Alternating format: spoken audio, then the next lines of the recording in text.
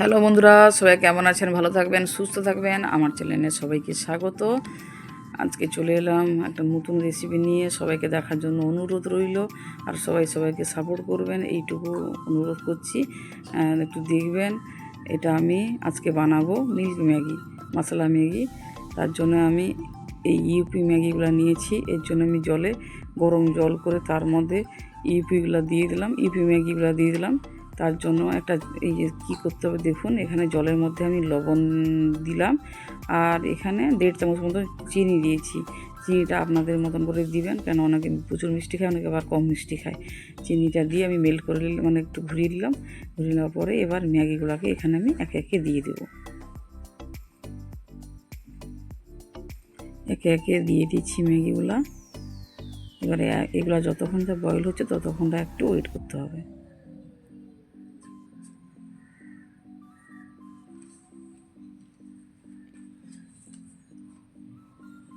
Boil হওয়া শুরু হয়ে গেছে।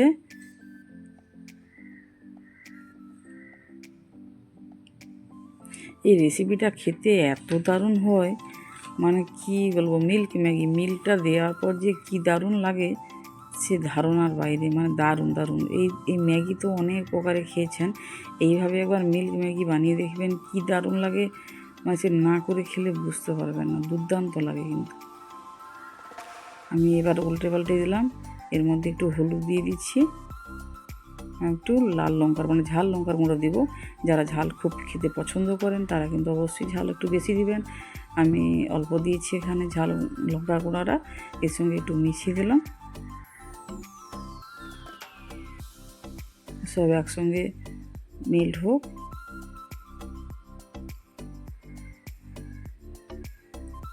এবার আমি ম্যাগি মশলা কিন্তু একে একে দিয়ে দেবো এরপরে। আর এই ম্যাগি মশলার এত স্বাদ, মশলাটাই দিয়ে দিলে তো স্বাদও দ্বিগুণ বেড়ে যাবে। এই মশলার টানে কিন্তু সবাই, মানে সে বাচ্চা থেকে একদম 80 বছর পর্যন্ত এই ম্যাগির মশলাটার জন্য কিন্তু সবাই এটাকে মানে দারুণ স্বাদ পেয়ে যায়। সব মশলা আমি দিয়ে দিলাম, দিয়ে করে এবার সবগুলোকে ভেঙে দেবো এরকম করে, যাতে সবগুলোর মধ্যে ঢুকে যায়। আর ভাঙতে তো হবে, কারণ যেহেতু ম্যাগি করছি, তাই জন্য সবগুলোকে ভেঙে দিলাম। কি সুন্দর কালার এসছে, দারুণ কিন্তু কালারটা এসছে। আরও যত ফুটবে তত কালার আসবে। একটু লবণ আর চিনিটা একটু দেখে নেবেন। এবার কিছুক্ষণ ফুটতে থাক।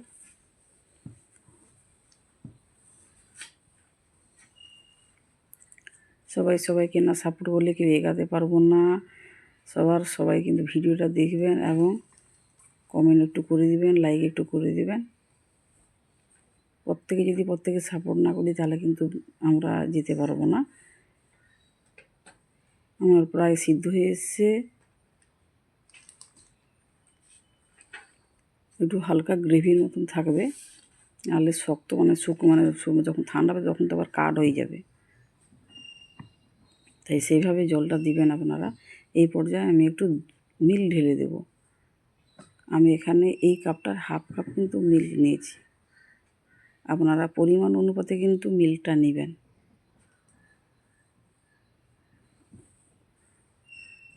এই মিল্কের গুণ এইখানে ম্যাগিতে মিল্কের গুণটা একবারে অপূর্ব স্বাদ 100 গুণ বাড়িয়ে দেয়।